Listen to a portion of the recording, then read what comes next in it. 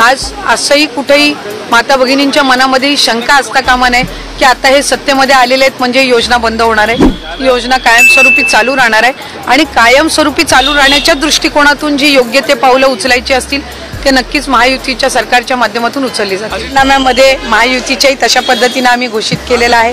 त्याचबरोबर राष्ट्रवादी काँग्रेस पक्षाच्याही आमच्या घोषणापत्रकामध्ये आम्ही 1500चे 2100 करणार सरकार आल्यानंतर हे त्याच्यामध्ये नमूद केलेलं होतं। त्याच्यामुळे निश्चितपणाने कुठलाही एखादा शब्द ज्या वेळेला दिला जातो त्यावेळेला तो शब्द कधीही म्हणजे खोटा ठरत नाही किंवा कधी पडत नाही आणि त्याच्यामुळे आम्ही म्हटलं होतं 1500 देणार आणि त्यांच्या खात्यामध्ये ते मिळणार।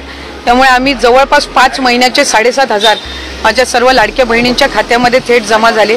तशाच पद्धतीनं आता 2100 तर आहेच, पण त्याचबरोबर ही अधिक योजना प्रभावीपणे राबवणं आणि महिलांना आर्थिकरित्या त्या योजना आणखी सक्षमपणे राबवून त्यांना त्या ठिकाणी यशस्वी करणं याकडे आम्ही जास्ती लक्ष केंद्रित करणार।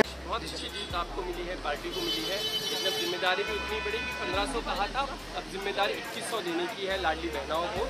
क्या वो सारे आर्थिक गणित से देखा जाए या फाइनेंशियल डिसिप्लिन वो पॉसिबल हो पाएगा? जी बिल्कुल, जब इतनी बड़ी सफलता जो है वो महायुति को मिली है तो हमारी जिम्मेदारी भी बढ़ती है। आज मुख्यमंत्री एकनाथ जी शिंदे सर है, उप मुख्यमंत्री फडणवीस सर है और अजीत दादा है, हमारे सारे तीनों भी पार्टी के जो प्रदेश के जो अध्यक्ष है वो है। तो हम ज़्यादा से ज़्यादा यही प्रयास करेंगे कि हमारी जो योजनाएं हैं वो लोगों तक और पहुँचे और जिस मुद्दों पे हमने ये चुनाव लड़ा है वो डेवलपमेंट का मुद्दा था।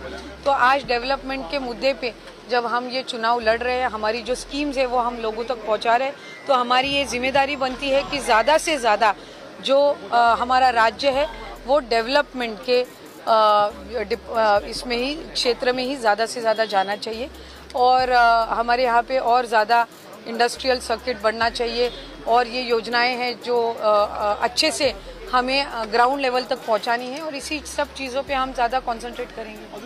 दादा म्हणतात पत्रकार महोदय, तुम्ही माझी सगळी भाषण बघा, मी कुठेही म्हटलेलं नाही एक विषय करणार आहे, 1500 रुपये दिले जातील असं पद्धतीचं म्हणतात। आर्थिक स्थिती आता महाराष्ट्राची सांभाळायची सगळ्या गोष्टी आर्थिक परिस्थिती सांभाळूनच कुठे ना कुठेतरी केल्या जातील, कारण शेवटी जी योजना आपण आणतो ती राबवली गेली पाहिजे।